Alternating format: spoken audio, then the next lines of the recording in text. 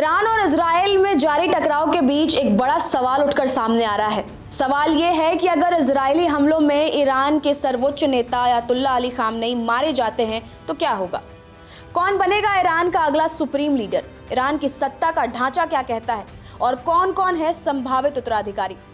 दरअसल ईरान का विपक्ष कई गुटों में बटा हुआ है, जिनमें राजशाही समर्थक, मुजाहिदीन, सुधारवादी, धर्मनिरपेक्ष, लोकतंत्रवादी और जातीय समूह शामिल हैं। आइए ईरान की राजनीतिक व्यवस्था को विस्तार से समझते हैं। ईरान में सुप्रीम लीडर यानी रहबरे ईरान के देश का सबसे ताकतवर पद होता है। ये पद राष्ट्रपति से भी ऊपर होता है और सेना, न्यायपालिका, संसद, मीडिया और परमाणु कार्यक्रम जैसी प्रमुख संस्थाओं पर इसका सीधा नियंत्रण होता है। अगर खामनेई की मौत होती है तो ईरान की पूरी सत्ता संरचना हिल सकती है, खासतौर पर मौजूदा हालात में जब ईरान बाहरी सैन्य दबाव और अंदरूनी अस्थिरता दोनों से जूझ रहा हो। अब ईरान के सबसे बड़े सैन्य अधिकारी पहले ही मारे जा चुके हैं। इजराइल ने साफ कहा है कि उसका इरादा ईरान में सत्ता परिवर्तन का है। यहाँ तक कि इजराइल ने खामनेई को भी खत्म करने की बात कही है। ऐसे में सवाल उठता है कि मौजूदा सत्ताधारी लोगों के अलावा ईरान में विपक्ष कौन है? ईरान की राजनीतिक संरचना के अनुसार अगर सर्वोच्च नेता की मृत्यु हो जाती है तो असेंबली ऑफ एक्सपर्ट्स नाम की 88 धार्मिक विद्वानों की परिषद नया सर्वोच्च नेता चुनती है। संभावित उत्तराधिकारियों में खामनेई के बेटे मुजतबा खामनेई का नाम सबसे ऊपर है। उनके अलावा पूर्व जस्टिस सादिक लारिजानी और कट्टरपंथी धार्मिक नेता अहमद खातमी के नाम भी लिए जा रहे हैं। हालांकि राष्ट्रपति इब्राहिम रईसी का नाम पहले संभावित उत्तराधिकारी के रूप में लिया जा रहा था, लेकिन मई 2024 में हेलीकॉप्टर हादसे में उनकी मौत हो चुकी है। अब बात विपक्ष की करें तो ईरान में कोई भी ऐसा एकीकृत या प्रभावशाली विपक्ष नहीं है जो सत्ता परिवर्तन की दिशा में निर्णायक भूमिका निभा सके।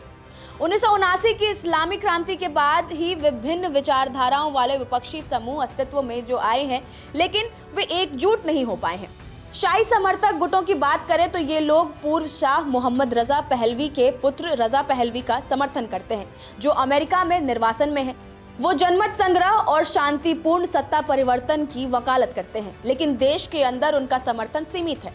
ईरान की राजनीतिक व्यवस्था एक इस्लामी गणराज्य है जो 1979 की इस्लामी क्रांति के बाद बना। इसमें धर्म और लोकतंत्र दोनों के तत्व शामिल है, लेकिन असली ताकत देश के सर्वोच्च नेता के हाथ में ही होती है। सर्वोच्च नेता वर्तमान में अयातुल्ला अली खामनेई देश की धार्मिक, सैन्य और विदेश नीति पर अंतिम निर्णय लेते हैं। राष्ट्रपति जनता द्वारा चुना जाता है और वो कार्यकारी शक्तियों का संचालन करता है, लेकिन उनकी शक्तियां सर्वोच्च नेता और अभिभावक परिषद द्वारा सीमित होती हैं।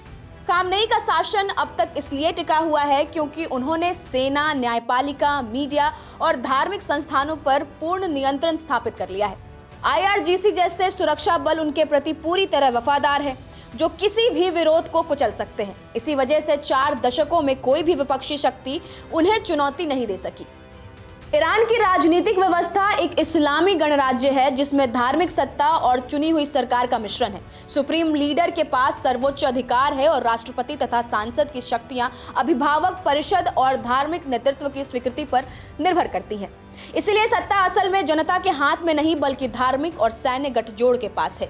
ईरान में खामनेई की मौत या सत्ता में कोई बड़ा बदलाव अवश्य एक भूचाल ला सकता है, लेकिन ये जरूरी नहीं कि इससे कोई लोकतांत्रिक या उदार व्यवस्था जन्म ले। मौजूदा विपक्ष बिखरा हुआ है, असंगठित और नेतृत्वहीन है। वहीं सत्ता का ढांचा इतना मजबूत और कठोर है कि वो किसी भी उथल पुथल को रोकने की क्षमता रखता है। इसलिए अगर इजराइल का उद्देश्य ईरान में सत्ता परिवर्तन है तो ये रास्ता न सिर्फ लंबा होगा बल्कि अनिश्चित भी। ईरान के लिए अगला अध्याय ज्यादा खुलापन लाएगा या और अधिक दमन, ये कहना अभी जल्दबाजी होगी। फिलहाल आप इस पर क्या कुछ सोचते हैं, हमें कमेंट्स में जरूर बताएं। नमस्कार, मैं हूं मानक गुप्ता।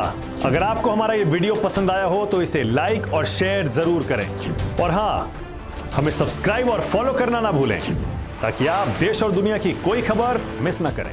तो जुड़े रहिए हमारे साथ और देखते रहिए न्यूज़ 24।